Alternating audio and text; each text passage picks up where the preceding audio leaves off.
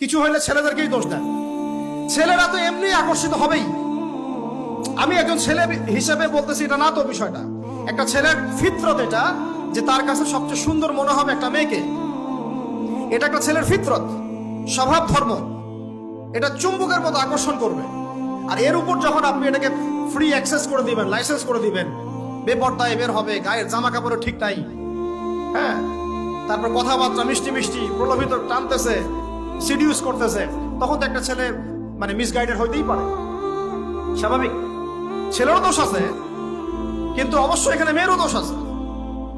আমরা তো অনেক সময় ঢাকা শহরে দেখি রাত 10টা 12টা বাজতেছে, আমরা মাহফিল করে যাচ্ছি, কোনোদিন বাসায় ফিরতে 1টা 2টা 3টাও বাজে। রাত 3টার সময় ছেলে মেয়ে বাইকে করে ঘুরতেছে ঢাকা শহরে। ওই মেয়েটার কি বাসায় বাবা নাই, ভাই নাই, কোনো স্বামী বা কেউ নাই, মাহারাম কেউ নাই? তো আমরা সুযোগ দিচ্ছি বলেই তো আমাদের ঘর পর্যন্ত ঢুকতে পারছে। সবার আগে মেয়েদেরকে শক্ত হইতে হবে। আর মেয়ের বাবা যারা, আমি তো নিজেও মেয়ের বাবা, আমরা বাচ্চাদের সাথে সময় কাটাই আর ভাবি যা কি যে হবে ভবিষ্যতে আল্লাহ ভালো জানে। কিভাবে মেয়েকে মানুষ করব, কিভাবে সতীত্ব রক্ষা করবে আমাদের মেয়েরা। যা চলতেছে অনেক মাদ্রাসার মেয়ে পর্যন্ত নষ্ট হয়ে গেছে। আপনারা জানেন না তো, আমরা জানি কথা। মাদ্রাসায় পড়ুয়া বহু মেয়ে নষ্ট হয়ে গেছে।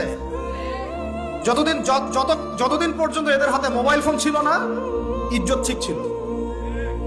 মোবাইল ফোনটা যখনই ঢুকেছে, ইজ্জত নষ্ট হয়ে গেছে বহু মেয়ের।